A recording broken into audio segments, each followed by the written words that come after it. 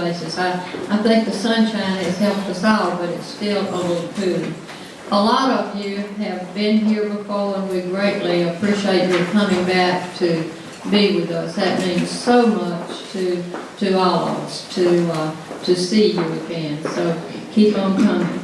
We have an excellent program again this afternoon for the Jeanne and Jeanne Marszalek Speaker Series, and if you look on the back of your program there, I think you'll see the number of programs that we've had in the past and the individuals who have been with us for that program.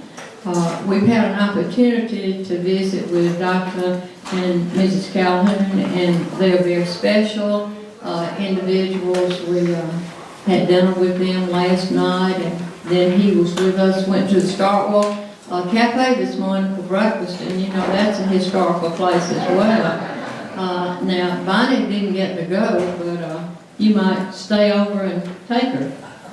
But that is one of the places we always try to go. It was very busy and certainly significant to Starkville. So if you look at your program today, and before we get started, we want to certainly thank Jeanne and Jeanne Marszalek for all that they do for this speaker series. On your program, I think, is listed some of the materials that have been purchased through their support for this program. Now, these are premier resource materials that if we did not have that support from the Marszaleks, we would not have these materials here available for researchers. So would you please join me in thanking them?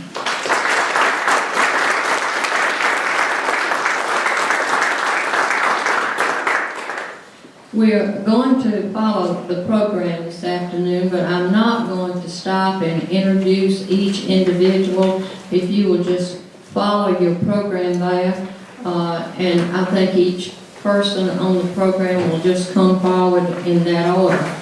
We are very excited this afternoon that one of our own, Ryan Semmes, who is in our grant and in the Williams, the Presidential Library. He wears many hats. That he was the student in the History Department who was honored to be your speaker today. So I think that's really an honor, and Ryan, we're very proud of you.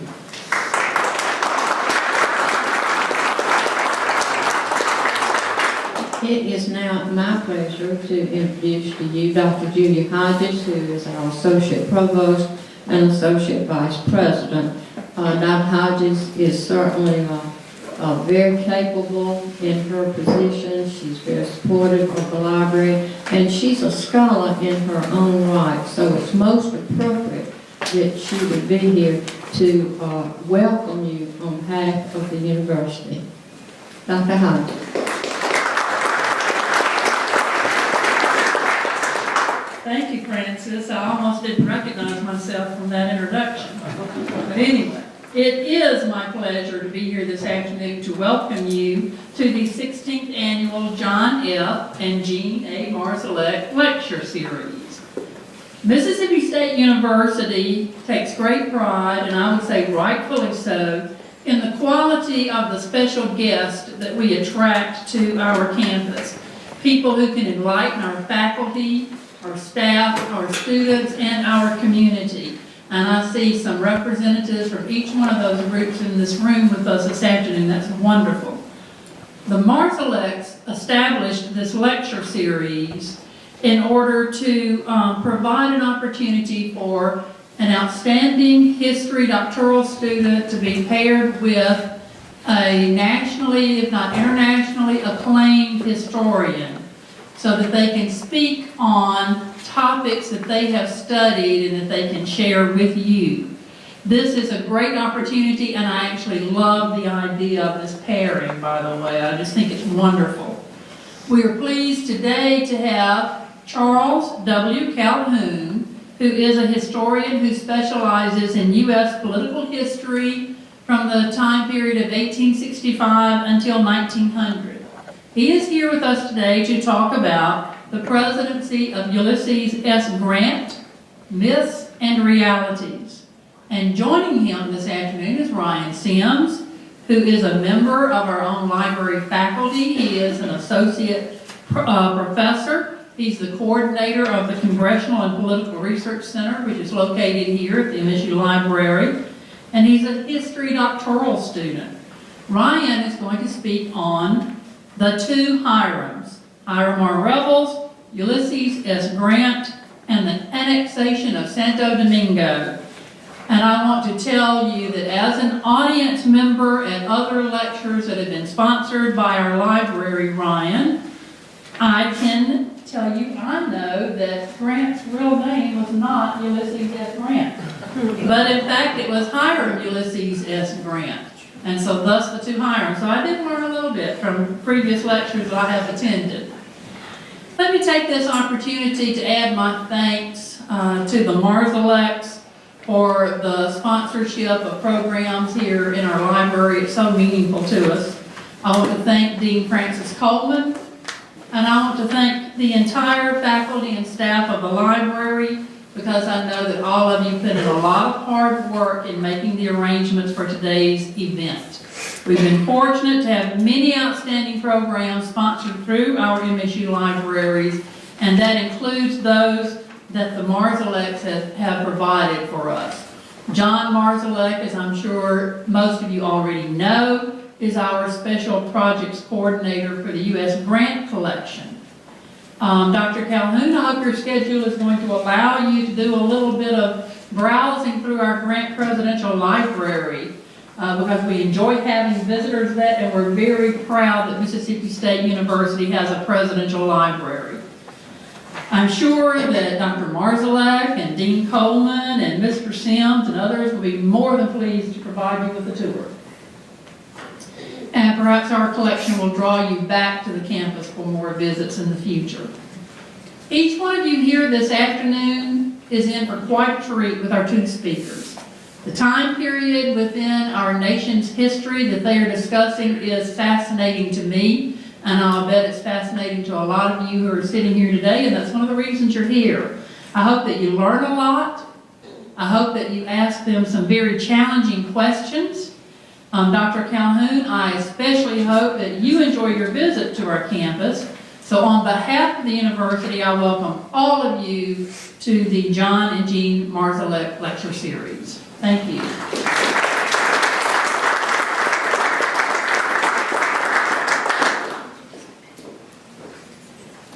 It is truly an honor to work with Ryan Semmes and to introduce him, a graduate student who so well serves the university and the library in many capacities. Ryan is Associate Professor and Coordinator of the Congressional and Political Research Center at MSU Libraries. He graduated from the University of South Carolina with a Master of Arts in Public History and a Master of Library and Information Science. He has previously held positions at McNeese State University, at History Associates Incorporated, and with the Washingtoniana Division of the Washington, D.C. Public Library. MSU is fortunate to have had him as a faculty member since 2007 and as archivist for the Ulysses S. Grant Presidential Library since 2009. He is a doctoral candidate in MSU's Department of History, where he is completing his dissertation on the very interesting topic of the connection between foreign and domestic policy during Reconstruction. Ryan Semmes.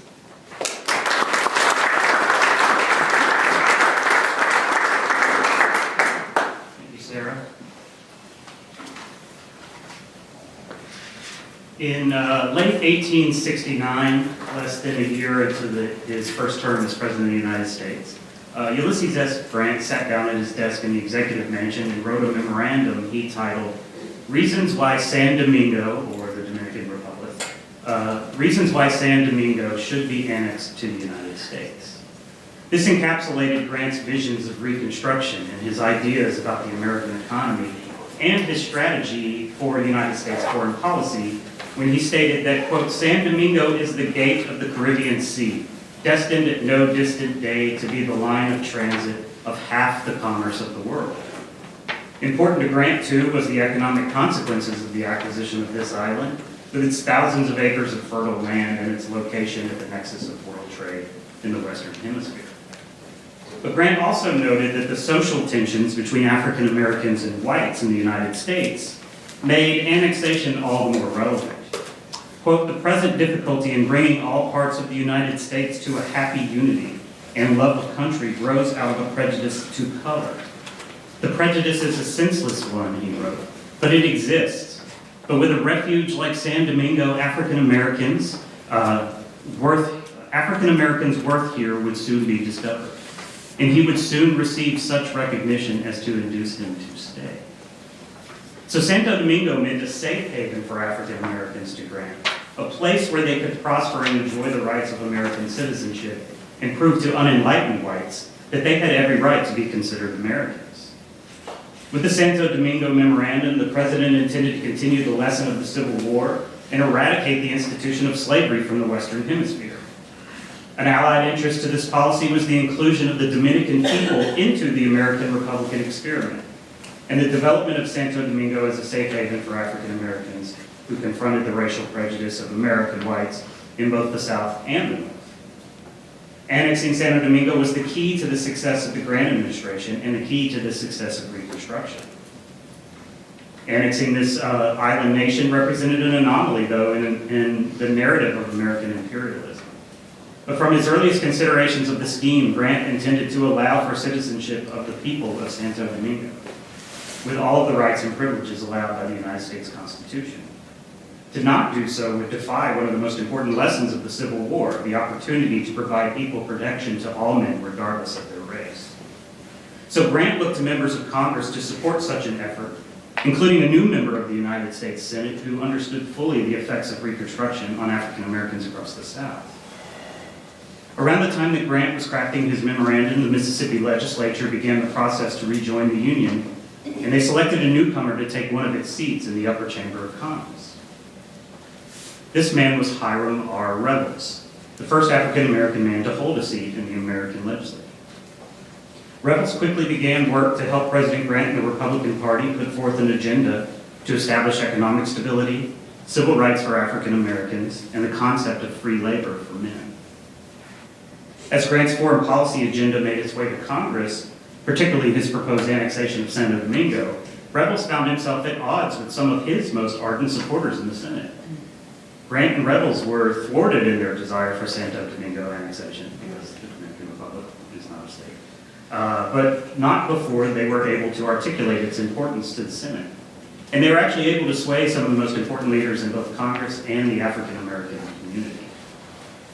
Ulysses S. Grant was born in Point Pleasant, Ohio, to parents Jesse Root and Hannah Simpson Grant. He was officially christened Hiram Ulysses Grant.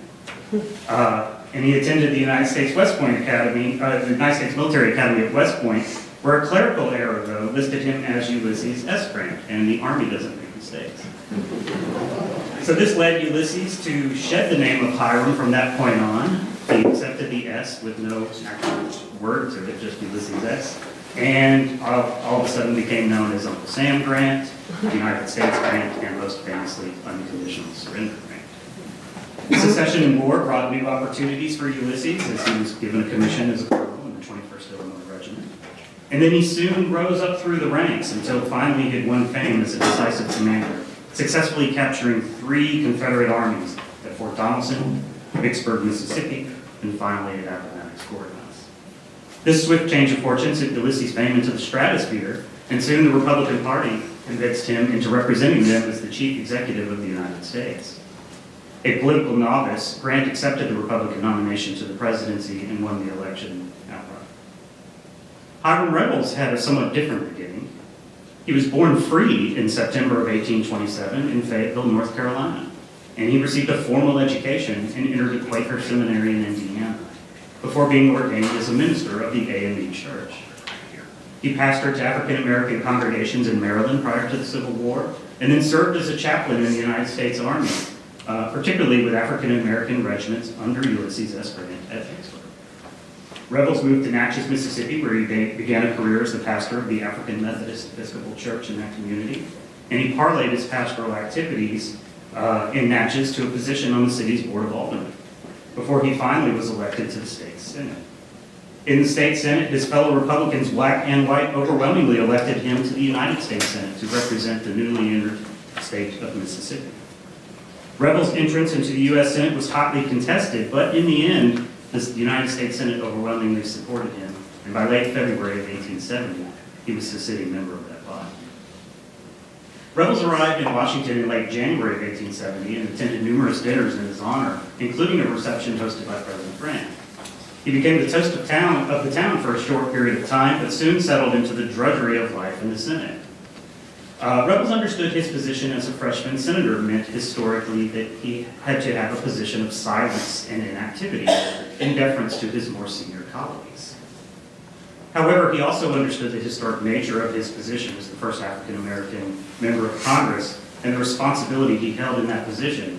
And as such, he introduced a number of petitions on behalf of citizens, many of which were sent to him not just from Mississippi, but from African-Americans all across the country. In his first speech to the Senate, Rebels spoke out against legislation that would have allowed Georgia to rejoin the Union, but would have meant the dissolution of an African-American majority in the state legislature. He also used the speech to lay out his vision for a post-Civil War America. African Americans, he wrote, quote, or he said, quote, appeal to you and to me to see that they receive that protection which alone will enable them to pursue their daily avocations with success and enjoy the liberties of citizenship on the same footing with their white neighbors and friends. If a certain class of the South had accepted in good faith the benevolent overtures with which were offered to them, today would not find our land still harassed with feuds and contentions. It was during the same time of Rebels' first weeks in the Senate, that the Grant administration had submitted the official treaty for the proposed annexation of the Dominican Republic. Grant's annexation was doomed as soon as he sent it to Congress, though, because he had failed to consult with Charles Sumner, the chairman of the Senate Foreign Relations Committee. Grant thus, unexpectedly and out of order, some would say, visited the home of Senator Sumner to talk about the treaty, where he discussed this treaty with the senator and a few reporters. He left the meeting with the understanding that Sumner, as a loyal Republican, would support his treaty, yet a few days later, Sumner believed that he made no such promise. When the president entered into negotiations without consulting him, he had unknowingly made an enemy out of Sumner. So unlike Grant, Rebels sought advice and input from Sumner immediately throughout the first months of his term, especially prior to his initial speech on the Georgia bill. Quote, I think that I will deliver my speech on tomorrow, he wrote to the senator, unless you advise me not to do so, but I would be pleased to put my manuscript in your hand for criticisms. Rebel's speech was widely covered in the press, and many dignitaries were in the gallery to witness it, yet it was not enough to thwart the readmittance of Georgia to the Union.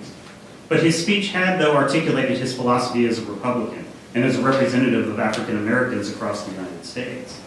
Clearly, Rebels and Sumner generally supported the same causes, yet the subject of the annexation of Santo Domingo was one in which they took diverging positions.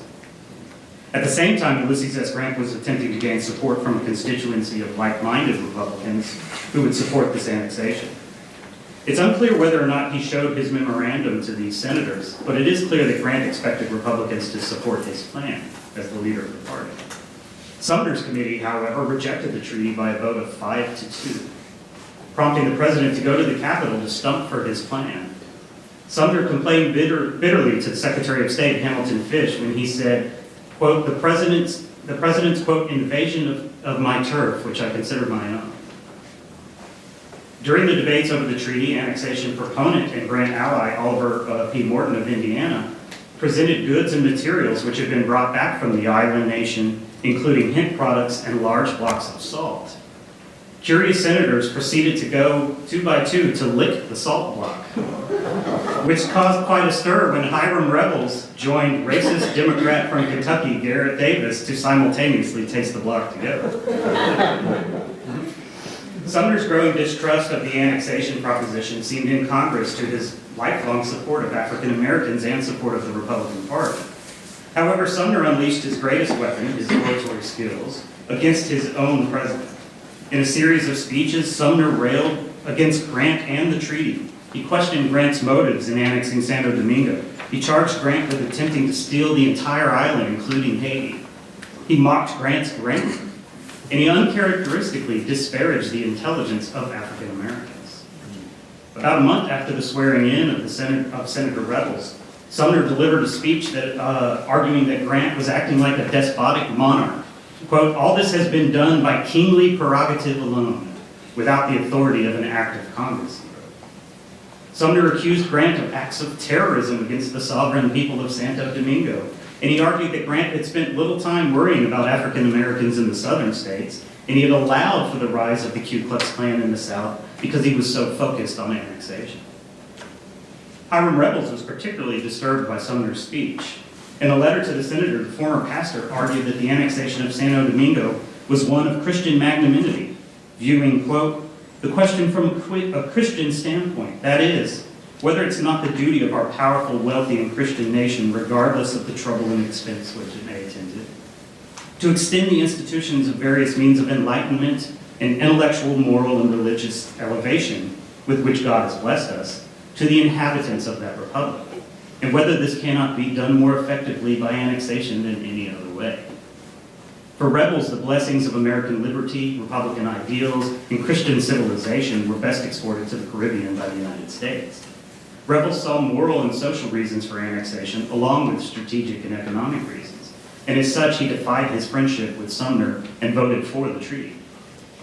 Abolitionist Frederick Douglass, like Revels, split with his former ally, Charles Sumner, and offered his support to the president.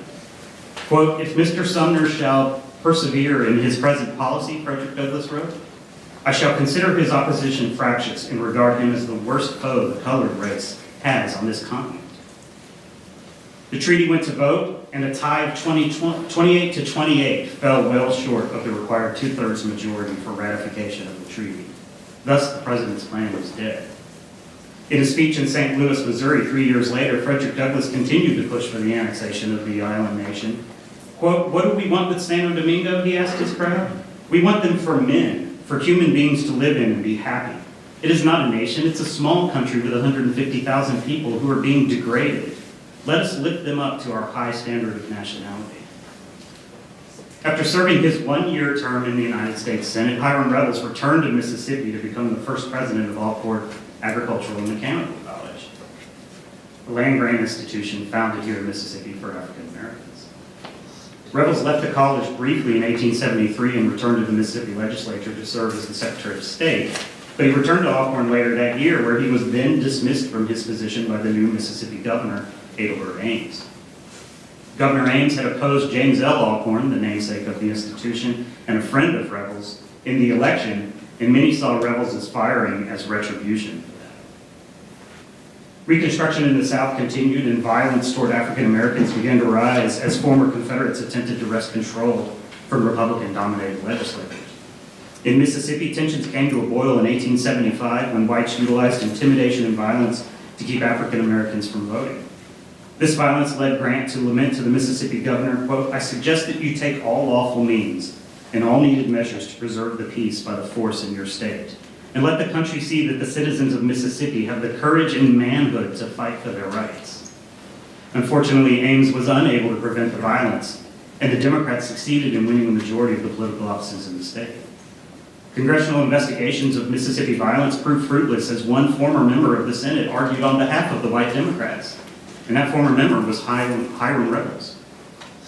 Grant must have been shocked when he received a letter from Hiram Revels in early November of '75 that seemed to advocate for the Mississippi Democrats. Revels charged that the Republicans in the state had misled African Americans who were, quote, "enslaved in mind by unprincipled adventurers who," he argued, "cared nothing for country, were willing to stoop to anything, no matter how infamous, to secure power to themselves and perpetuate it." Revels charged that African Americans in Mississippi had realized that they were, quote, "being used as mere tools." He charged the Republican administration in the state, ostensibly Adelbert Ames, the man who had fired him, with being, quote, "notoriously corrupt and dishonest," and that, quote, "men, irrespective of race, color, or party affiliation, united and voted together against these men, known to be incompetent and dishonest." Any animosity, he said, was not the fault of the people of Mississippi. Quote, "the bitterness and hate created by the late civil strife has been obliterated in this state." Well, Rebel's assessment of the political situation in Mississippi was at best wholly inaccurate. If anything, white Mississippians' bitterness towards the Republican Party and the federal government was increasing exponentially. Historians have argued that Rebel's support of the Democrats was simply revenge against Ames and the rest of the Republican Party for ousting him from the presidency of Alcorn, or that he sided with the Democrats because he wanted to get his old job back. While both of these conclusions are certainly possible, Rebel's letter was not so out of character nor not in line with his political ideology. Because as a member of the United States Senate, Rebels introduced numerous petitions on behalf of white Southerners and even supported legislation that would allow for the reinstitution of political rights to former Confederates. His Christian faith led him to support Grant's annexation scheme and certainly could have guided him in dealings with white Mississippians. When he put forth legislation that asked for magnanimity towards Southern whites, Frederick Douglass surmised that, quote, Rebels is an amiable man, but he has always been free, and has perhaps not a stripe on his back to forget. Such men are apt to find it easy to forget stripes laid on other men's backs, and can as easily extort them to forget them. Rebels' support of the Democrats against the Republican government was a blow to Grant's efforts across the South. Rampant violence and intimidation occurred so frequently that Grant grew impatient with the response in Mississippi, stating, quote, the whole public are tired out with these annual autumnal outbreaks in the South. In the final year of his presidency, Grant was unable to convince most of his cabinet that the lives of the freedmen mattered. As historian William McFeely put it, quote, by the summer of 1866, there was no one around the White House who gave a damn about black people. Grant worried about the plights of African Americans, having lost the chance at annexing Santo Domingo and seemingly lost Rebels to the influence of Democrats in Mississippi.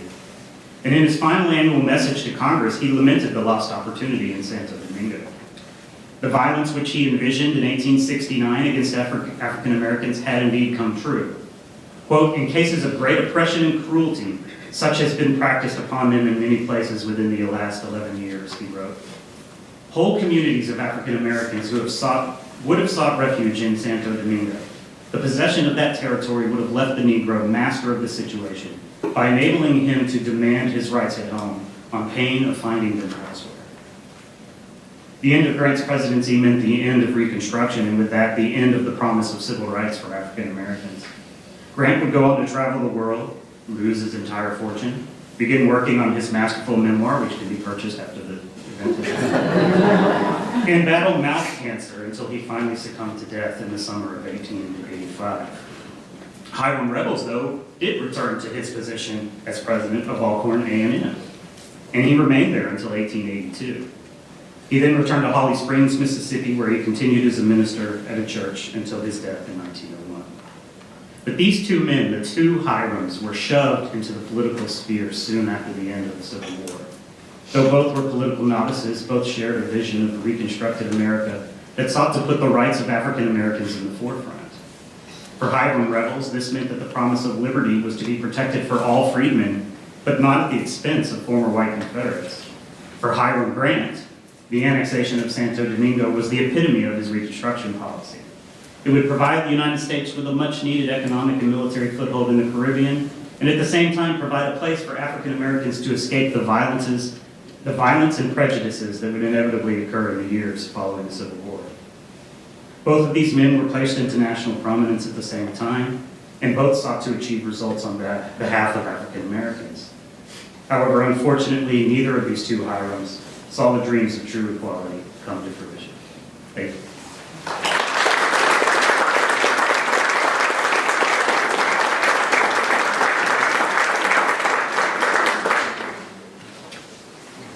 Ryan, thank you for your presentation, and thank you for that plug for the grant memoirs too. We greatly appreciate that.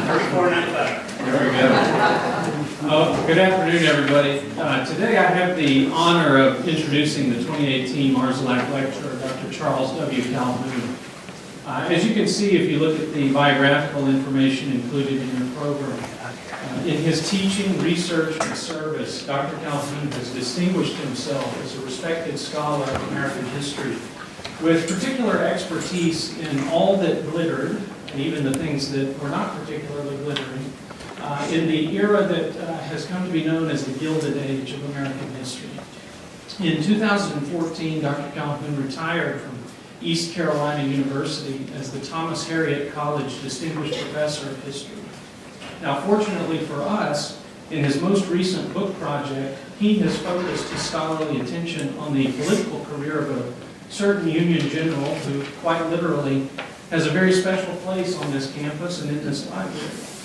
Dr. Calhoun's book, titled The Presidency of Ulysses S. Grant, was published by the University Press of Kansas in 2017 as part of their ongoing series on the American presidency. His lecture today will center on the myths and realities of Grant's presidency. We're delighted to have him here with us, and I hope that you will join me in offering him a warm welcome this afternoon.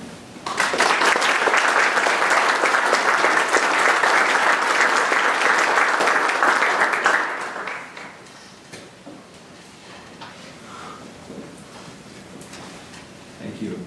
It's great to be here. Thank you all for coming. This is a return trip for me to the Mitchell Library, the Grant Presidential Library, because I did a great deal of my research for this book in that facility, and it's wonderfully changed since I was here, but the stuff was there then, and it was so helpful to me, as was, I'd like to say, Ryan Sam, too, was at my elbow all the time, giving me any assistance I asked for. So it's wonderful to be back. I thank Dean Coleman for hosting this event in the library, and for our dinner last night. My wife and I enjoyed it very much. It's really a privilege to be here, particularly, I think, because I like taking part in this celebration of what the Marszaleks have done, and they've done so much for this university. As has been said, my topic is myths and realities related to the Grant presidency. I should begin by saying a bit of a caveat. I'm not a military historian. As has been mentioned already, I'm a political historian, and my specialty has been the political history of the United States since between 1865 and 1900. That's what I devoted my entire career, have devoted my entire career to. And Grant obviously played a very important role in that period. In fact, the first couple of decades of that period are known as the Age of Grant. I think we all recognize that Grant's presidency was really one of the most misunderstood in all of American history. And I think it is one of the most myth-encrusted of presidential administrations. And I think that many of the recent biographies that have appeared, we've had, I think, 3 major biographies in the last 5 years, I'm not altogether convinced that they have succeeded in clearing up some of the misunderstanding that surrounds the Grant presidency and challenging some of the myths that I think have marred our understanding of the Grant presidency. And that's what I tried to do with my book. I think many biographers have been drawn to Grant largely because of his military career. And when they get to the presidential years, it seems like it's rather inconsequential sequel to the better part of the story, if you will. And I think also some of those biographers have been reliant a little bit too much on secondary works. And what I tried to do was to use primary works at really every turn that I could. I think it's been said that, I think we're all familiar with the old adage that history doesn't repeat itself, but historians repeat each other. So what I've tried to do is clear up some of the controversy surrounding the Grant presidency, and I did feel the need to go back to the original resources to do that. The starting place, of course, is the published papers of Ulysses S. Grant under the auspices of the Ulysses S. Grant Association, now housed here, begun many, many years ago in the 1960s by John Y. Simon. But that's a beginning. You need to come here as well, and I did do that and worked in many of the papers that didn't make it into the published version. But I also didn't stop there. I went to other libraries as well, most notably the Library of Congress, where I looked at something like 40 different manuscript collections of Grant's contemporaries, both enemies and friends, and libraries elsewhere in the country. He went up to Concord, Massachusetts, to the little public library there that, for some reason, well, I know the reason, he was from the town, houses the papers of Grant's Attorney General, Ebenezer Rockwood IV. And you find little gems in these things. and many other collections as well. And of course, also looking at government documents and newspapers and congressional debates and on and on. As I said, my aim was to try to get at the root of what was really happening, to dispel some of the myth and to clear up some of the misunderstanding. Now, I think the overarching myth that is embodied in much of the historical writing and popular misunderstanding about Grant's presidency goes something like this. I think this is the overarching myth. That Grant was elected by a wide margin in 1868. He took office on a wave of good feeling, and then he began to make mistakes. And thus he drew criticism from reformers who were justified in their criticism because of those mistakes. That's the myth, I think. But I think most of the people in this room recognize that truth actually is much more complicated than that, and history is much more complicated than that. So what I want to begin with today is to ask, how did that myth get into people's heads to begin with? How did that overarching myth get started and become so thoroughly established in our understanding of Grant's role in the White House?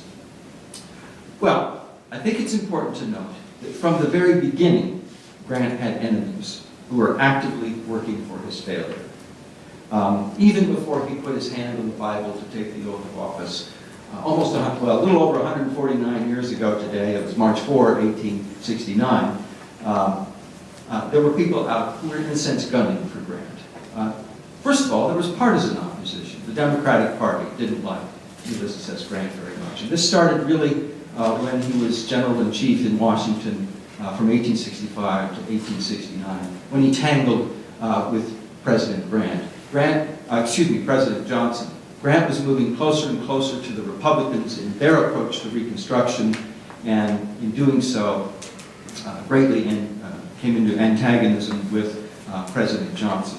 And so Johnson's party, the Democrats, really hated Ulysses S. Grant and thought he was bad for the country. And their partisan criticisms continued after Grant became president. It became even more intense, really, and you see it in congressional debates, you see it in the Democratic press, and when the Democrats got control of the Congress, the House of Representatives in 1875, they launched all kinds of investigations to try to discredit the administration as best they could. So, my point here is, from the beginning, there were critics, not only within Grant's own party, within the opposing party, however, but also within his own party. There were some Republicans who disliked this man as well. And we could characterize these as kind of a northeastern elite, the so-called best men of the country. These were men who were wealthy, they were well-educated, they were sort of the intellectuals of their time. People like Charles Sumner, the senator from Massachusetts, that Ryan mentioned in his very good talk, I might say. And Henry Adams, also of Massachusetts, from the famous Adams family. And there were many others of these men, but I'll focus on these two examples for a minute. These men thought that because of their understanding of the principles of government, their understanding of American history, their understanding of political philosophy, that they ought to be the ones who should be dominating this new administration in Washington, instead of this mere general from the Midwest who didn't really know much about government, according to them. These men were angered and unforgiving, really, when Grant didn't turn to them and give them offices in his new administration. Sumner, for instance. Sumner really had no respect for military men to begin with. Charles Sumner, according to his biographer, thought that the Civil War had been won by the Unionist forces not by the generals on the field, but instead by the senators on Capitol Hill. Other people saw it a little bit differently. There's some evidence that Sumner himself wanted to be nominated for president in 1868. That didn't happen, of course, but there's pretty good evidence that he wanted to be Secretary of State in the new administration. That didn't happen either. And he became an unrelenting critic of Grant ever afterwards, until he died in 1874. Just about anything Grant proposed, you could expect Charles Sumner to be on the other side, rather vociferously on the other other side, I might say. Even when he fundamentally agreed with Grant, he still felt the need to disagree with it. And with his New England accent, Charles Sumner had a tendency to refer to the president as Grant, which can only have added to Grant's irritation with this man. Nonetheless, there it was. Henry Adams, also from Massachusetts, craved an appointment. He didn't get one. He craved influence. He didn't get that either.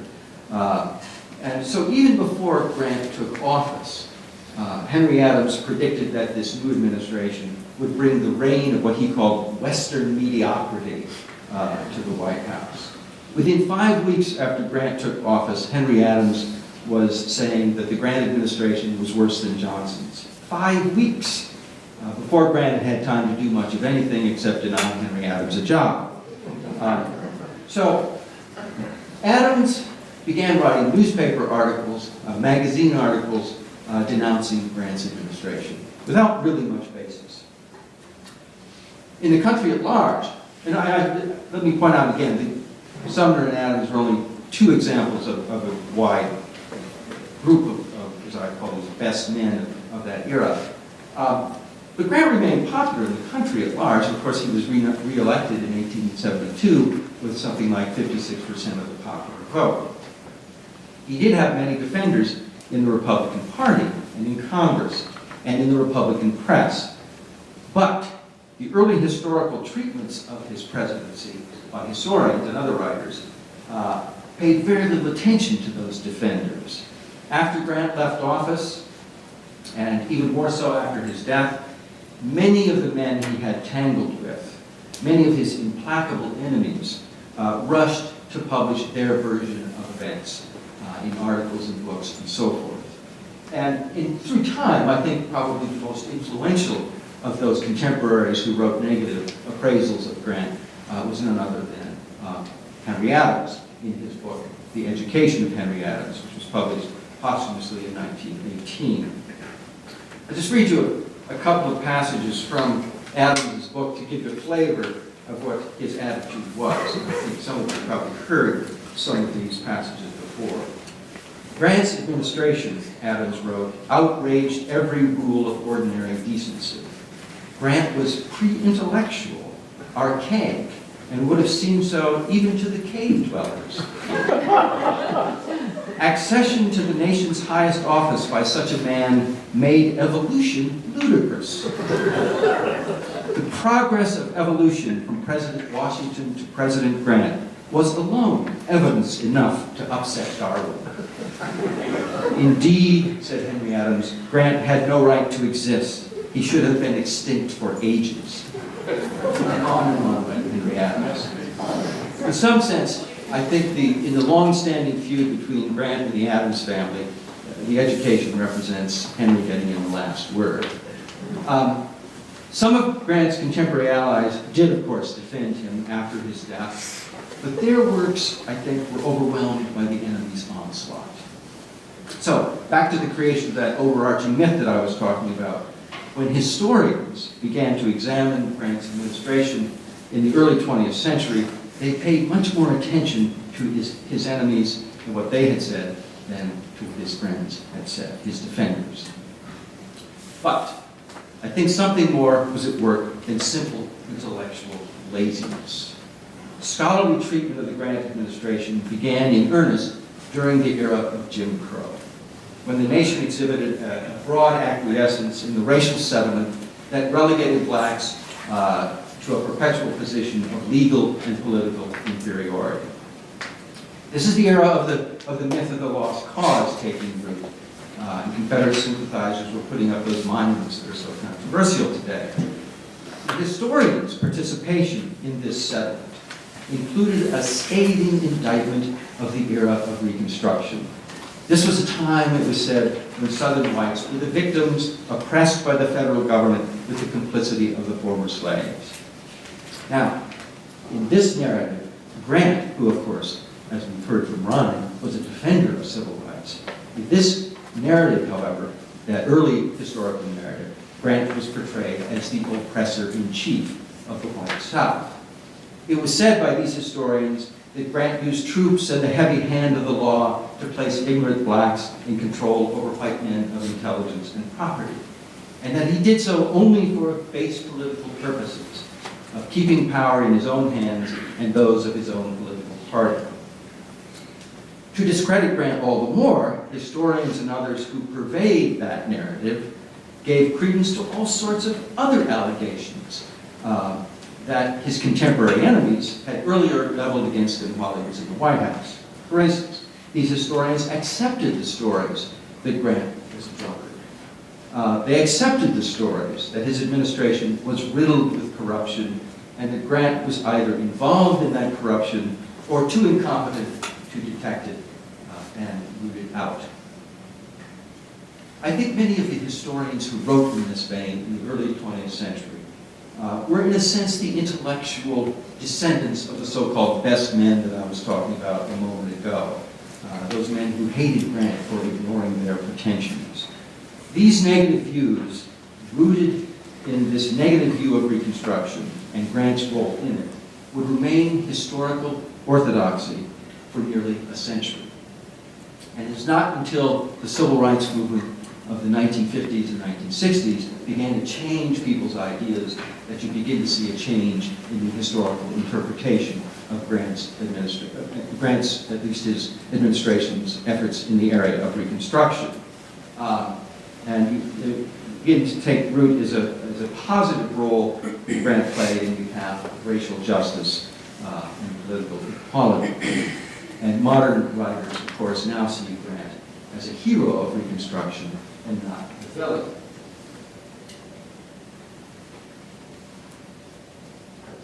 But even so, many of these modern writers, I think, have not known quite what to do with the rest of Grant's record in the White House.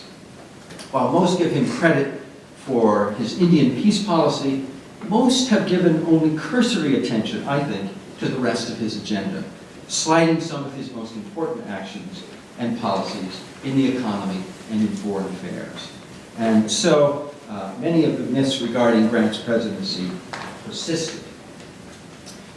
Alas, we don't have time today to give a chronological treatment of the administration day by day. As you can see, my book is fairly thick. But I do want to mention a few myths that I think that have persisted, a sampling, if you will, and then give some notion of what I think is actually the reality. For instance, the myth about Grant's selection of his cabinet. This goes something like this. Grant did not consult with Republican Party leaders regarding his cabinet selections.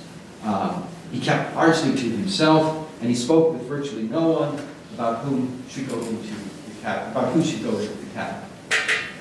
One recent account says, quote, he entered into no consultative process and engaged in no methodical vetting of people.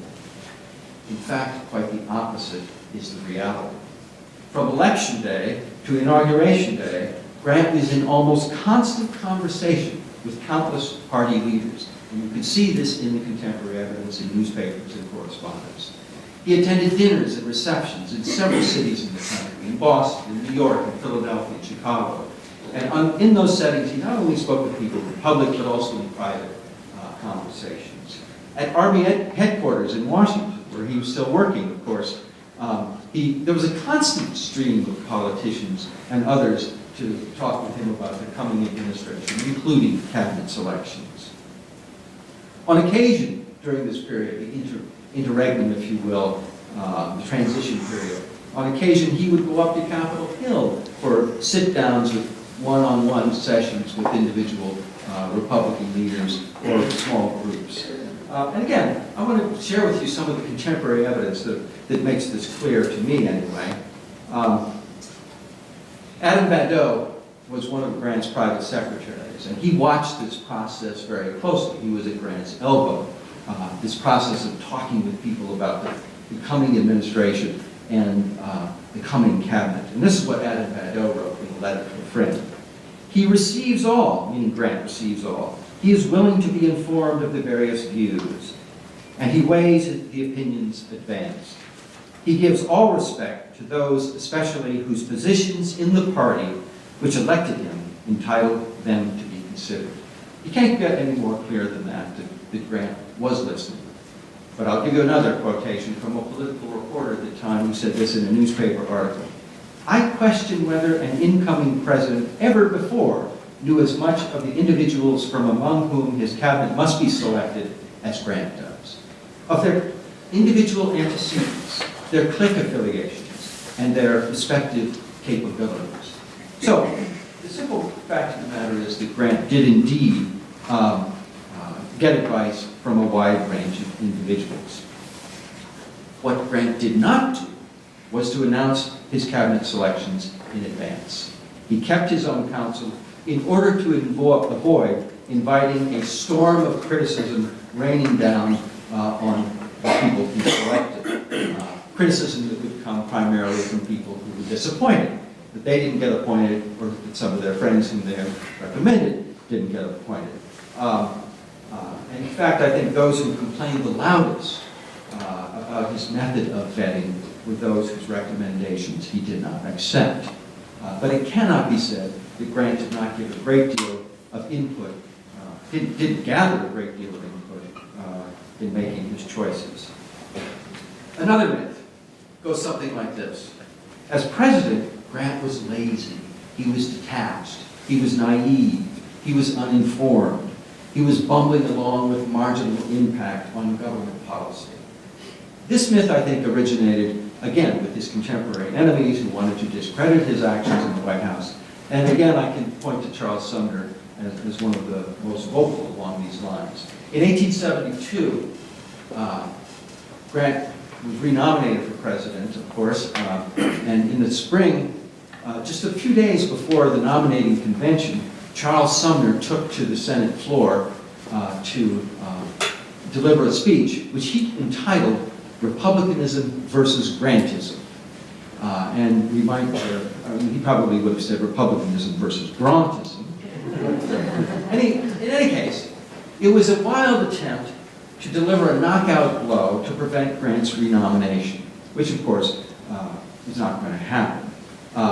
But in that speech, Sumner went on, and he accused Grant of laziness, incompetence, and detachment. And he said that Grant treated the presidency as little more than a plaything, where palace cars, fast horses, and seaside loiterings figure more than duties. And this is a passage, I think, that many historians have repeated over the years because it has such a nice, interesting ring to it.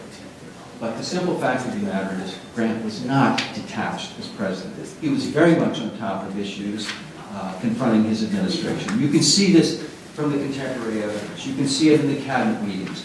We have Hamilton Fish's diary from the Library of Congress, day-by-day accounts of what was going on, and you can see Grant operating in those cabinet meetings, running the show, if you will, being consultative with the various cabinet secretaries. You can see it in his messages to Congress, both annual messages and special messages. You can see it in his correspondence, that he was on top of issues. And again, let me invoke some contemporary evidence to bolster this argument.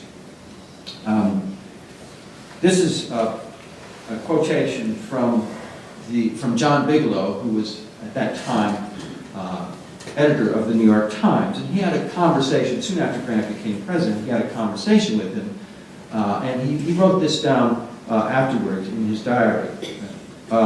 He said, Grant spoke at length of all the domestic questions of his administration, and he spoke very well.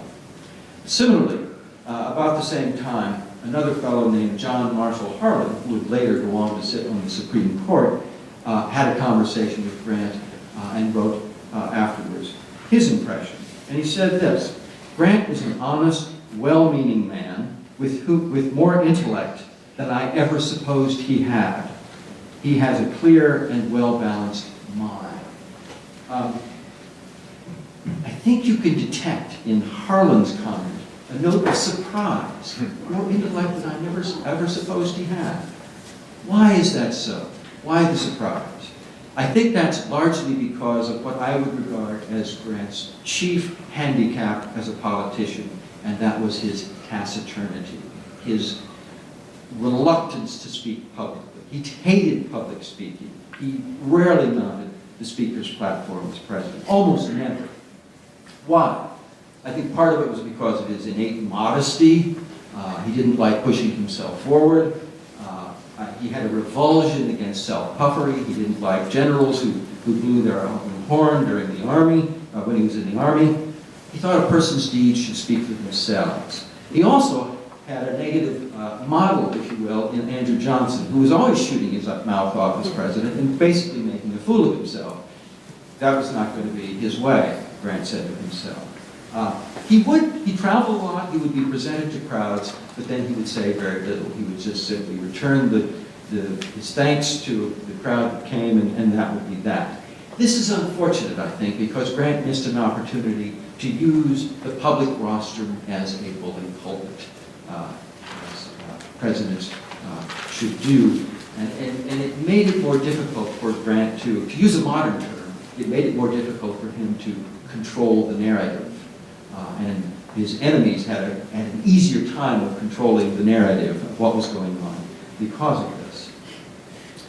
Also, Grant's refusal to speak could be taken by some people, certainly people who had negative ideas about him, as a lack of knowledge. Well, he just doesn't know anything, or maybe he's just stupid. And of course, his enemies would play that angle against him. This is important also because it made it easier for his enemies to instill what I think was another myth about Grant as president, and that is that, well, he was just a tool of the party bosses. He doesn't really know much himself. He's simply a tool of the party bosses, and he will do their bidding. Well, I think the reality is that the party bosses were in fact Grant's lieutenants rather than his masters. In reality, Grant was very much a hands-on president, not only in Reconstruction, as Ryan was talking about here this afternoon, but also in foreign affairs, which Ryan also mentioned as key to his argument, but in economic policy and other domestic issues as well. Indeed, I think one of the chief complaints that Grant's enemies had against him was that he was too domineering. And again, let me give you a quote from the same speech that Charles Sumner gave that I gave you a quote from a moment ago in which he said he was lazy and didn't do anything. Now he's saying this, same speech. Sumner denounced the president for being too domineering and intrusive, for exercising autocratic pretensions, for making the Republican Party the instrument of one man and his personal will, and exhibiting a Caesarism abhorrent to Republican institutions. You know, you can't have it both ways, really, it seems to me, but Charles Sumner certainly tried. Grant was an effective legislative leader. He was a strong legislative leader. He issued pointed messages to Congress. He met frequently with members both in the Capitol and at the White House. Countless times, I noted in my research, Grant leaving the White House to go up to the Capitol building. There's a wonderfully elegant room there, which in those days was called the President's Room. He would sit down in that room with senators and representatives and basically twist arms and urge people to support his agenda. He forged strategic relationships, bonds with key leaders in the Congress. And as I said, I think they served more as his lieutenants than his masters. One measure of Grant's effectiveness in his relations with the Congress was that he was able to successfully maneuver Charles Sumner out of his position as chairman of the Senate Foreign Relations Committee. All right. In addition to Grant's acting forcefully as a legislative president, I think he added strength to the office in other ways. He made a very important contribution, I would submit, in organizing the White House operations through the creation of a professional staff. This was a device that helped the president bear the ever-increasing burdens of the executive branch.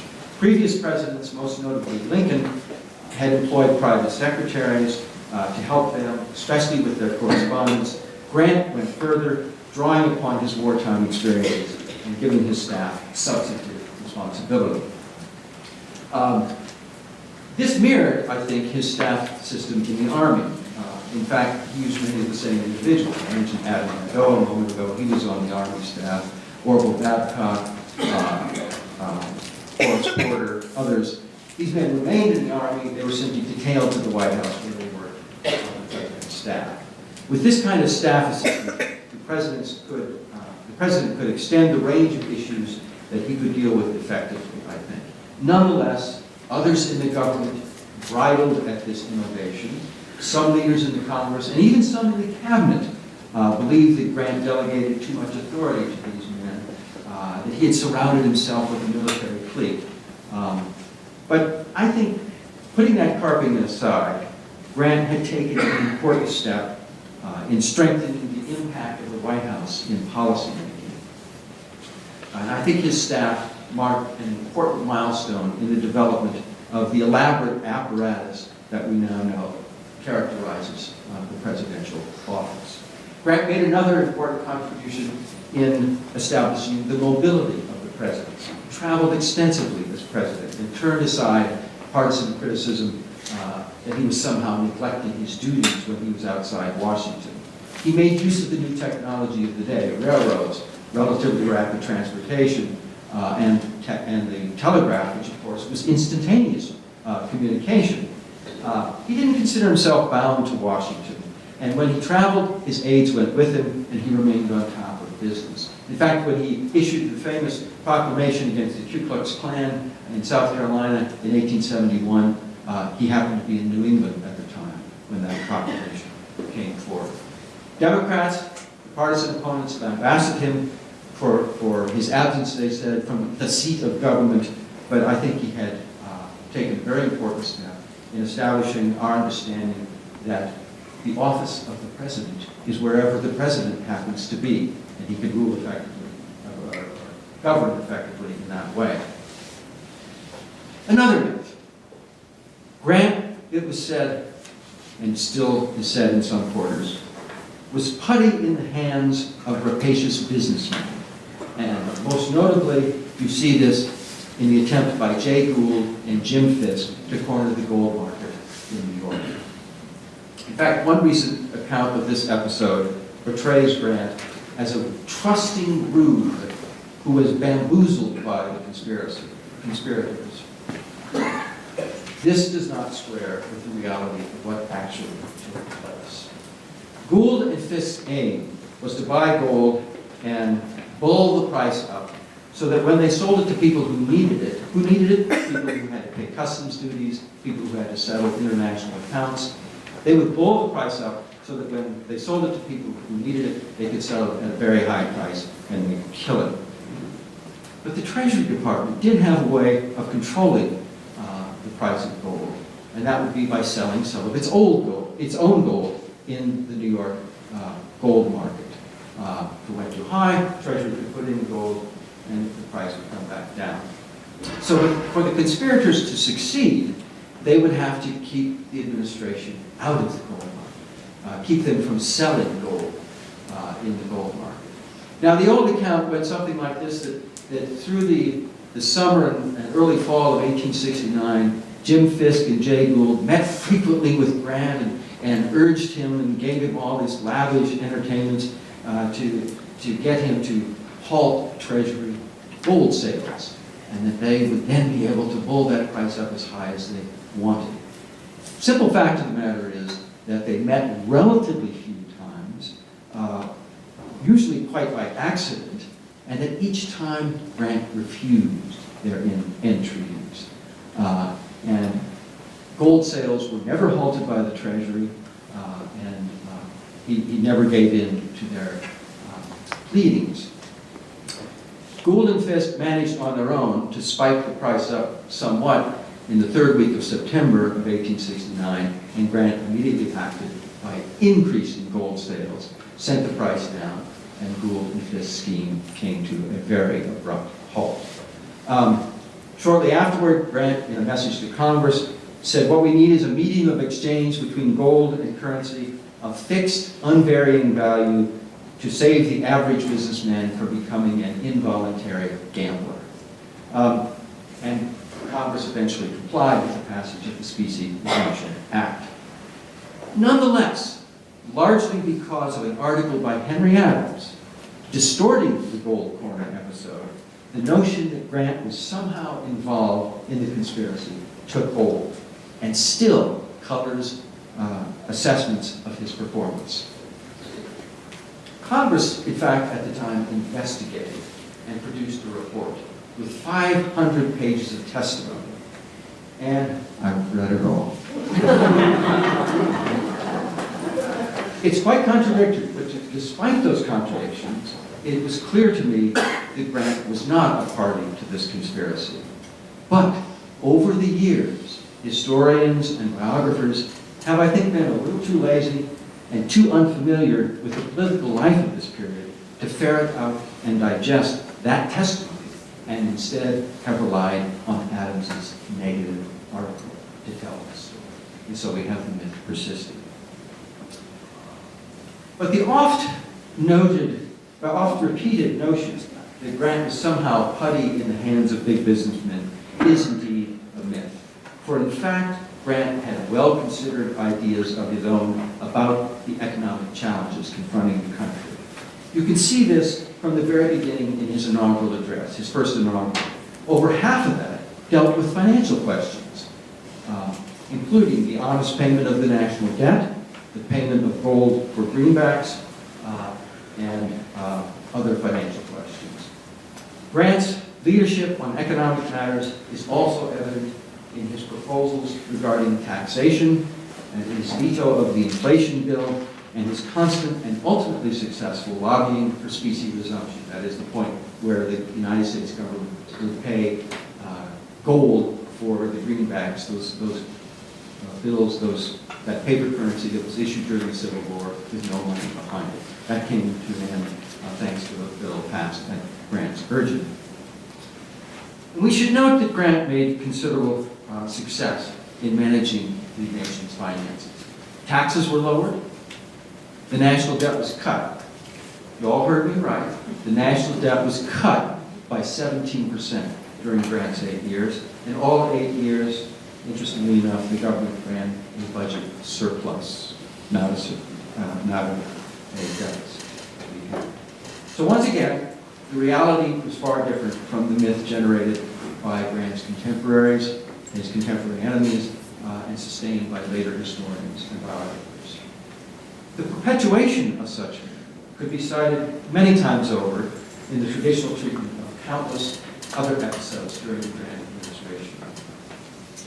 When the University Press of Kansas asked me to write the book, I was determined to do what I could to break the cycle of misinterpretation. Most books in the Kansas American Presidents series are based largely on syntheses of secondary works by other historians. I knew that I could not rely on that previous literature, so I was determined to go back to the original sources, the documentary evidence, as I was mentioning earlier. It was a long process. I'll be the first to admit that. I spent nearly as long researching and writing this book as Grant served in the White House. The questions I tackled were complicated. The result is a work of considerable detail as I tried to figure out what was really going on. My hope in the book was to dispel as much of the myths surrounding the presidency of Ulysses S. Grant as I could and give some notion of the reality. Thanks very much.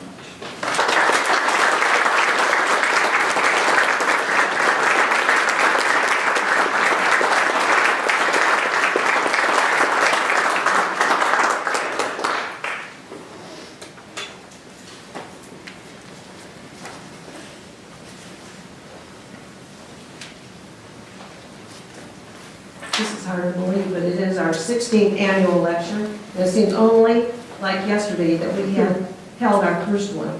Over the years, we have had outstanding speakers, beginning in 2003 with John's major professor, Vincent P. Semmes of the University of Notre Dame. At the same time, we have had marvelous graduate and undergraduate speakers, too, most of them from Mississippi State's Department of History, where John was a member from 1973 to 2002. Many thanks to Chuck Calhoun for participating this year and adding to the outstanding quality of this series.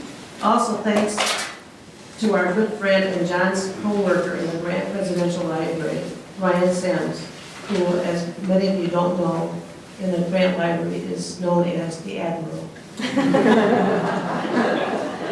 Finally, we want to thank everyone, especially in the Mitchell Memorial Library, who worked so hard to make this lecture series successful. Well, it's great to see such a large crowd for Chuck Calhoun. I think you know from listening to him what a great historian he is, and he is indeed one of the leading historians of the late 19th century. And didn't mention he's one of the founders of the Society for the Study of the Gilded Age and Progressivism. So he's done some terrific things, so we're really honored that he's with us today. Now, my own professional career, I taught and wrote about Jacksonian America and Civil War and African American history. And at the same time, Jeanne was working in several areas of race relations in the Starkville community. So considering these interests, we thought that it made sense that the library fund be used to purchase primary source materials in these important fields. And over the years, too, we've also had the good fortune to have people, to hear people like Chuck Calhoun, people who come from literally, you can see on the back of the program, from all over the nation. And we've been very fortunate to have graduate students of the quality of Ryan Semmes to speak to us about their expertise. So I think it's fair to say, and I know you'll agree with me, that Dr. Calhoun and our graduate student speaker, Ryan Semmes, continue this long tradition and proud tradition of excellent historians. And to add to that, the fact that we now have the U.S. Grant Presidential Library and the Frank and Virginia Williams collection of Lincolniana, which, by the way, is a dream come true for Jeanne and me and for many other people in this room. Now that we have this wonderful place, this facility here in the Mitchell Memorial Library, we have even more to share with our speakers and with our audience. So I just want to say thank you to Chuck and to Ryan for your willingness to speak to us and to provide the excellent insight that you have indeed provided to an important man, really the first modern United States President, Ulysses S. Grant. And we also want to thank Dean Francis Coleman and all the wonderful librarians, many of whom are here, for your support over the years. So let me now ask Ryan to come forward just for a second and present him with a slight award.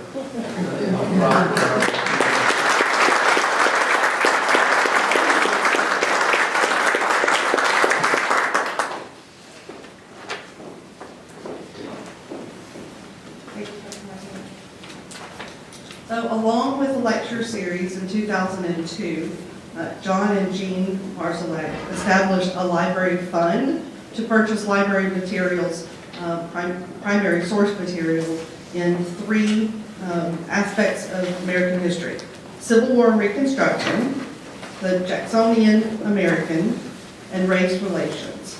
So today I would like to announce the 2018 purchases. They have been quite generous, and the library now owns and has access to 5 electronic databases of primary source materials. So the first one is titled Lincoln at the Bar, Extant Case Files from the U.S. District and Circuit Courts by Gales and Gage Learning. This collection consists of the extant files and cases of records of the U.S. District Court and Circuit Courts at Springfield with which Abraham Lincoln has been identified as legal counsel and dated from 1855 to 1861. The 122 case files reproduced include civil actions brought under both statute and common law, litigation, and a few criminal cases. So that is those documents have been digitized, and we now have access to all of those. The second collection is titled Quest for Labor Equality in Household Work, National Domestic Workers Union, 1965 to 1979. This collection contains 8,853 pages. It is sourced by the Special Collections and Archives at Georgia State University Libraries. The collection consists of records from the United Domestic Workers Union from 1865 to 1879. The correspondence reflects efforts in organizing the union and includes such correspondences with Julian Bond, Senator Sam Nunn, Senator Herman Talmadge, and Alan Williams, and Andrew Young, and other Georgia and national political figures. It contains minutes of the union, the Citizens Advisory Committee on Transportation, the Citizens Neighborhood Advisory Council, and MARTA. The collection also contains selected files related to Equal Opportunity Atlanta, which funded many of the union's projects. So the third of the 5 collections is titled Republic of New Africa, Independence, Reparations, and Citizenship. This collection contains 14,163 pages and is sourced by the FBI Library. So the FBI believed the Republic of New Africa to be a seditious group and conducted raids on its meetings, which led to violent confrontations and the arrest and repeated imprisonment of RNA leaders. This collection provides documentation collected by the FBI through intelligence activities, informants, surveillance, and cooperation with local police departments. These documents chronicle the activities of Republic of New Africa national and local leaders, power struggles within the organization, its growing militancy, and its affiliations with other Black militant groups. The next collection is titled War of 1812, Diplomacy on the High Seas. This collection contains 5,551 images and is sourced by the National Archives and the U.S. Department of State Libraries. So during the War of 1812, Congress authorized the Secretary of State to issue commissions of letters of marque and reprisal to private armed vessels, permitting them to cruise against the enemies of the United States. This collection comprises the following files. Letters received concerning letters of marque from 1812 to 1814. Letters received regarding enemy aliens, 1812 to 1814. Marshall's return of enemy aliens and prisoners of war, 1812 to 1815. Requests for permission to sail from the United States, 1812 to 1814. Passenger lists of vessels. Correspondence regarding passports, 1812 to 1814. Agreements for the exchange of prisoners of war, 1812 to 1813. Miscellaneous letters received concerning the release of prisoners, 1812 to 1815. Reports of William Lambert, secret agent, 1813. And miscellaneous intercepted correspondence, 1789 to 1814. And final but not least, the 5th collection is titled, We Were Prepared for the Possibility of Death, Freedom Riders in the South, 1961 to 1962. This collection contains 4,285 pages and is sourced by the FBI Library. The Freedom Ride left Washington, D.C. on May 4th, 1961. It was scheduled to arrive in New Orleans on May 17th, the 7th anniversary of the Brown v. Board of Education decision. The Freedom Riders set out to challenge this status quo by riding various forms of public transportation in the South to challenge local laws and customs that enforce segregation. The Freedom Riders and the violent reactions they provoked bolstered the credibility of the civil rights movement and called national attention to the violent disregard of the law that was used to enforce segregation in the southern United States. Riders were arrested for trespassing, unlawful assembly, and violating state and local Jim Crow laws, along with other alleged offenses. This collection contains the FBI files related to the Freedom Riders' journey through the segregated South, and in many instances provides a time-stamped narrative of the riders' movements as witnessed by FBI special agents. So thank you, Dr. Marszalek. These are outstanding collections. I was perusing some of them this morning, And the FBI files are really intriguing. So thank you again, Dr. Marszalek.